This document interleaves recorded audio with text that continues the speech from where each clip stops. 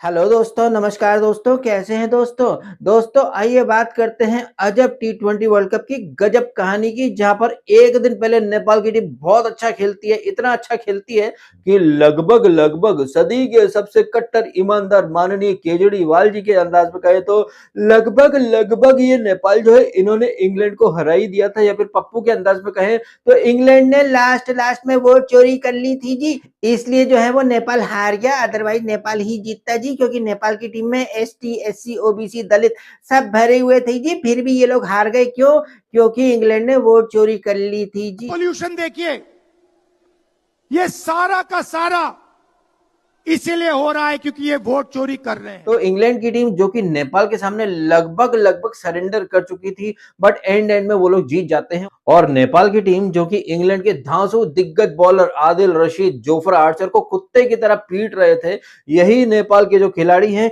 ये इटली के सामने सरेंडर कर जाते हैं। बताइए, इंग्लैंड की बेसबॉल वाली टीम के अगेंस्ट नेपाल दम दिखाता है, लेकिन इटली के सामने सरेंडर कर जाता है। और फिर इटली के दो भाई, दोनों तबाही मॉस्का ब्रदर्स ने जो कंबल कुटाई करी। अब मैच में जो हुआ वो तो हुआ, बट पता नहीं क्यों मेरे को ऐसा फील हो रहा है कि पर्दे के पीछे कुछ और भी चीजें हुई थी। जैसे कि मोदी जी को फोन आया होगा मेलोनी जी का, मेलोनी जी ने बोला होगा, oh my dear Modi, what is happening? तुम्हारे ससुराल यानी मेरे मायके की तीमाई और इतनी बुरी तरह से स्कॉटलैंड ने उसकी पिलाई कर दी। दिस इज नॉट गुड, हम तुमसे बात नहीं करेगी, डू समथिंग। फिर मोदी जी ने अमित शाह को कॉल करा होगा, अरे मेरे डियर मोटा भाई, ये क्या हो रहा है यार? रूठ गई है मेरी होने वाली लुगाई क्योंकि उसकी टीम की हो गई है कम्बल कुटाई। टेल योर छोटा बेटा Jay Shah to do something. और उसके बाद मोटा भाई ने छोटा भाई को फोन करा होगा, और उसके बाद क्या हुआ क्या नहीं ये तो आपने देख ही लिया ना। वही वानखेड़े का मैदान जिस पर कि नेपाल की टीम बहुत अच्छा परफॉर्मेंस दे रही थी,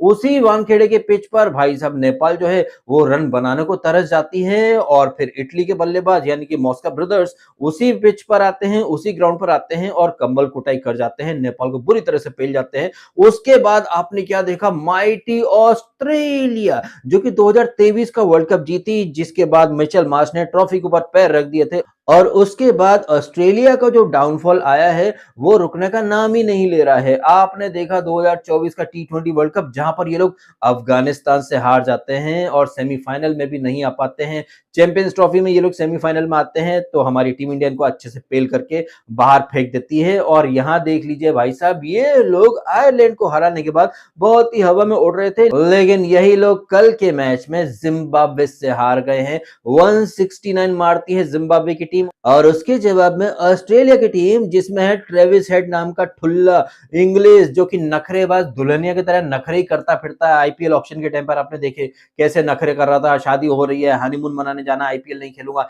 फिर बाद में मन बदल गया। तो ये नखराली जो दुल्हनिया है इंग्लिश, तो ये जो नखराली दुल्हनिया यानी कि इंग्लिश, ये भी कल बुरी तरह से हक करके चले गई। और आईपीएल का सबसे महंगा खिलाड़ी यानी कि कैमरून ग्रीन, जिसे केकेआर ने खरीदा है, भैया वो तो अंडा देकर के चला गया है। ग्लेन मैक्सवेल और वो मैट रेनशो करके नया प्लेयर है। बताइए, नया प्लेयर है मैट रेनशो, वो चल जाता है, अकेला फाइट देता है। लेकिन स्टोइनिस कहें या फिर टिम द डेविड नाम का ठुल्ला, जो कि आरसीबी का पोस्टर बॉय है, सोशल मीडिया पर ज्यादा एक्टिव रहता है, लेकिन ग्राउंड पर हगोड़ा नंबर 1 साबित हुआ। और इन सारे हगोड़ों के हगने की वजह से ऑस्ट्रेलिया जो है उसे शर्मिंदगी का सामना करना पड़ता है। 2007 का टी20 वर्ल्ड कप जो था, वहां पर भी जिम्बाब्वे ने पेल करके रख दिया था ऑस्ट्रेलिया को। तब तो ऑस्ट्रेलिया में साइमन, रिकी पॉन्टिंग सब खेला करते थे, लेकिन इतने बड़े बड़े नामों के होने के बावजूद ऑस्ट्रेलिया तब भी जिम्बाब्वे से हार गई थी। ऑस्ट्रेलिया कल भी जिम्बाब्वे से हार गई थी। आप खुद सोचिए ना कि ऑस्ट्रेलिया के नामी गिरामी गेंदबाज यानी कि नेथन एलिस और एडम जाम्पा, जो कि पिछले मैच में 4-4 विकेट निकाल करके लाए थे, यहां पर कल के मैच में दोनों को एक भी विकेट नहीं मिलता है। आप कह सकते हैं कि लॉ ऑफ एवरेज यहां पर पिक्चर में आ गया, क्योंकि पिछले 2-3 मैचेस से ये नेथन एलिस काफी अच्छी बॉलिंग कर रहा था, लेकिन ये जो पिच है ये तो नेथन एलिस की बॉलिंग के अकॉर्डिंग ही है, क्योंकि वो वेरिएशन वाली बॉलिंग डालता है, कटर्स डालता है, बट इसके बावजूद उसे कोई विकेट नहीं मिलता है। और जिम्बाब्वे के कम एक्सपीरियंस्ड बल्लेबाज, चाहे वो ब्रायन बेनेट हो, चाहे वो रैन बर्ल हो, ये लोग भाई साहब अच्छा खेल जाते हैं। वो एक काला कलूटा ओपनर मारूमानी, वो भी 35 मार जाता है। और जिम्बाब्वे की टीम 169 बनाती है और विकेट गिरते हैं सिर्फ 2, और और वो पिच जिस पर कि ऑस्ट्रेलिया के बॉलर जो है कुछ नहीं कर पा रहे थे, वहां पर मुजर बानी, आरसीबी का एक और पोस्टर बॉय मुजर बानी 4 विकेट ले जाता है। और फिर मुजर बानी की देखा देखी ब्रैड इवंस नाम का फास्ट बॉलर जो है, ऑलराउंडर जो है, उसने भी 3 विकेट निकाल लिए। आप खुद सोचिए ना कि ऑस्ट्रेलिया के खिलाड़ी जो कि स्पिन के लिए तैयार थे, यहां पर fast bowlers out of syllabus आ गए, और ऑस्ट्रेलिया वाले जो कि फास्ट बॉलिंग को अच्छा खेल लेते हैं, लेकिन कल मुजर बानी और ब्रैड इवंस को नहीं खेल पा रहे थे। तो आप खुद सोचिए और समझिए कि ऑस्ट्रेलिया जो है वो कितने बुरे वाले डाउनफॉल से गुजर रही है। 2023 वर्ल्ड कप में जिस तरह से इन लोगों ने हमसे हमारे मुंह का निवल अच्छी रहता, हमारे दिल की जो हाई लगी थी ना, उस हाई ने क्या असर दिखाया है ये आप देख सकते हैं। अब यहाँ पर ये भी हो सकता है कि काफी लोग आए और ये जैज है कि यार ऑस्ट्रेलिया की टीम में सब इंजर्ड पड़े हुए हैं, तब ये आयरलैंड को हरा देते हैं, तब आप लोग कहते हैं कि अब इंजर्ड थे फिर भी हरा दिया।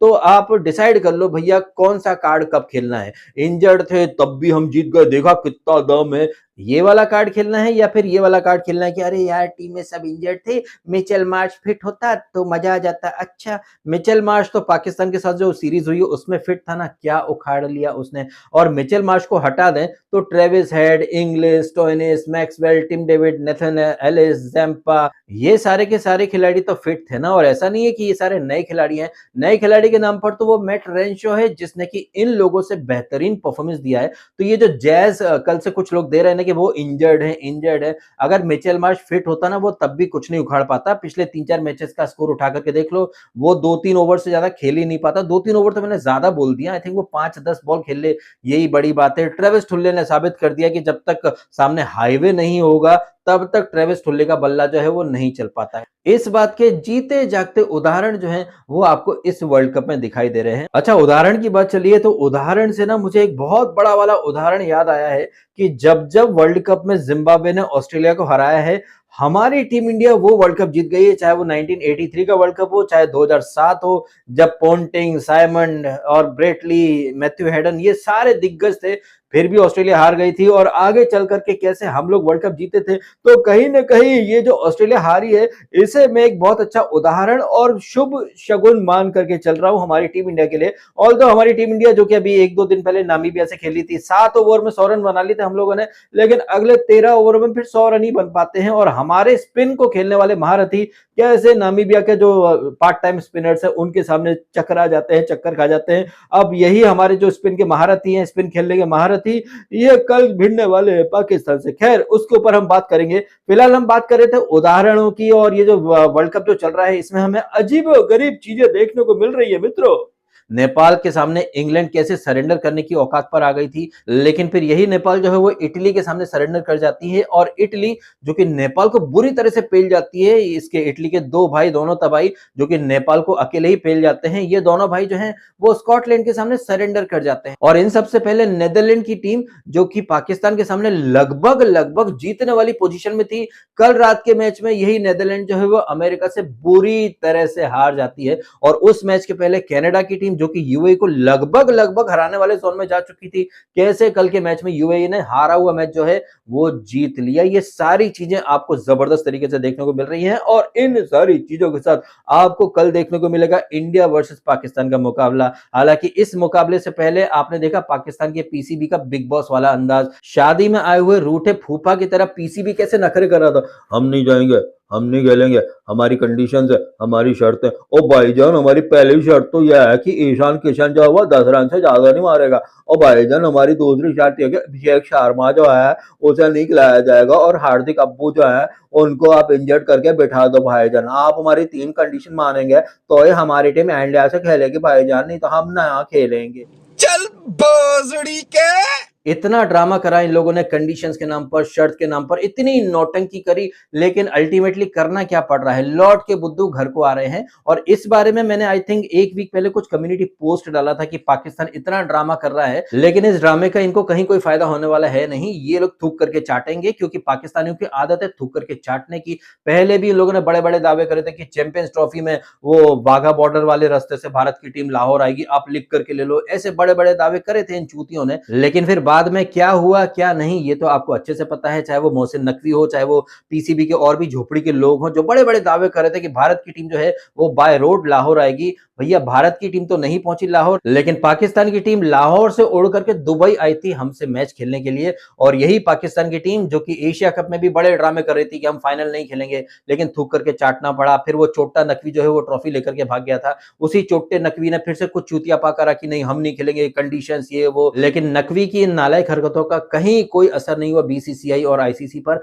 और पाकिस्तान ने एक बार फिर से थूक करके चाट लिया, थूक करके चाट भी लिया। और कल ये लोग एक बार फिर से हमसे बुरी तरह से हार जाएंगे, चाहे वो किसी पत्थरबाज को ले आए, चाहे किसी सलमान आगा को ले आए, चाहे किसी सैम अय्यूब को ले आए, और इन सब के साथ जिम्बाब्वे को तो ये लोग लेकर के आएंगे ही। जिम्बाब्वे पिछले मैच में कुछ 40 के समथिंग मार गया है यूएसए के अगेंस्ट। सामने बुमराह नाम के अब्बू आ रहे हैं, तो देखते हैं कि जिम्बाब्वे कितना चल पाता है कितना नहीं चल पाता है। खैर कल जो इंडिया पाकिस्तान का मैच होने वाला है इसमें क्या होता है क्या नहीं ये तो हम आने वाले कल में देख ही लेंगे, लेकिन गुजरे हुए कल में क्या हुआ ये तो हमने देख ही लिया। और ये जो एपिक अल्टीमेट बेइज्जतियां हैं या फिर ये जो एपिक अपसेट पर अपसेट लोड हो रहे हैं, ये अपसेट जो है कहीं ना कहीं इस वर्ल्ड कप को एक जबरदस्त ब्लॉकबस्टर वर्ल्ड कप बना रहे हैं, ऐसा मेरा मानना है। आपका क्या मानना है इन सारी ही बातों के बारे में कमेंट करके अवश्य बताइएगा। वीडियो यदि आपको अच्छा लगा है तो लाइक अवश्य कीजिएगा और कीजिएगा चैनल को सब्सक्राइब।